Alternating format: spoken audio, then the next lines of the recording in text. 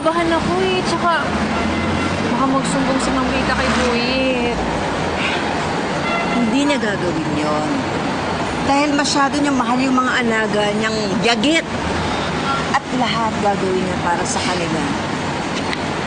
Eh, sigurado kayo?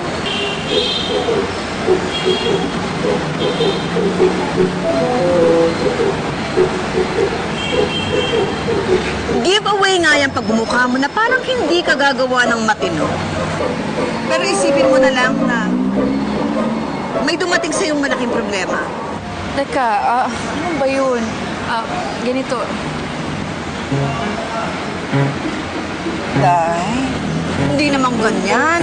Eh, para ka lang nahulugan ng cellphone sa inodoro. Ulitin mo. Paano ba kasi? Ganito.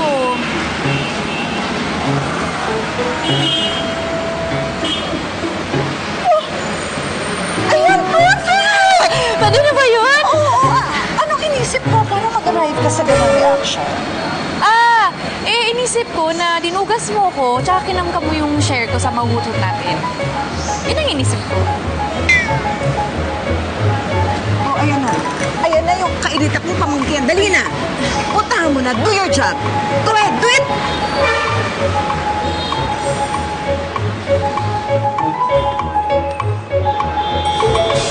Minerva, napasugod ka. May nangyari ba kay Girlie? Ay, okay lang ba si Girlie? Wala po. Maayos po yung lagay ni Kimberly.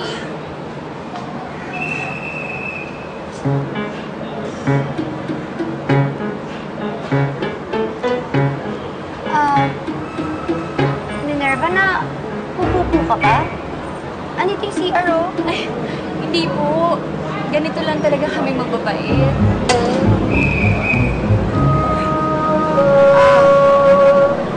Ano ba talaga ang pakay mo, Minerva? Si Ma'am Rita, si Boyet po kasi, nahihiya siyang lumapit sa inyo. Plano kasi namin sanang ituloy yung speech therapy ni Kimberly. Tsaka ipasok na rin siya sa private prep school. Kaya lang po, kulang yung kinikita ng Mr. Boy. Ganun ba? Well, then I'll have Micah make an appointment with Girlie's doctor. And regarding naman sa pag-aaral niya, pwede kami na rin ang Ay, masaya. Ma'am Rita, hindi na po. Kasi ayaw namin kayo maabali. So, kung maaari, sana kami na lang yung gagawa ng lahat. Yung pera lang po talaga yung problema namin eh. For the sake of conversation, Minerva, magkano ba yung ni-request mong amount? Sige po, kung nakakaya kasing humingi ng malaking halaga sa'yo, Ma'am Rita eh. Pero, sige, kasya na po siguro yung 100,000. Wow, kaya pa siya sa lagay na yun. Ano ba sa tingin niya nanganganak ka ng pera? Minerva, I think 100,000 is a bit too much. Para lang pang-enroll at pang-check-up.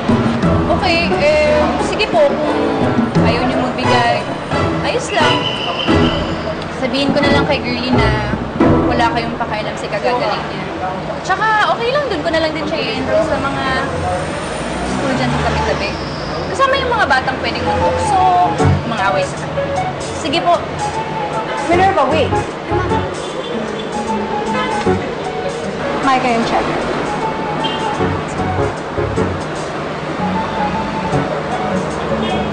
Para sa kapakanan ni Girlie, hindi kayo magdadalawang salita sa akin.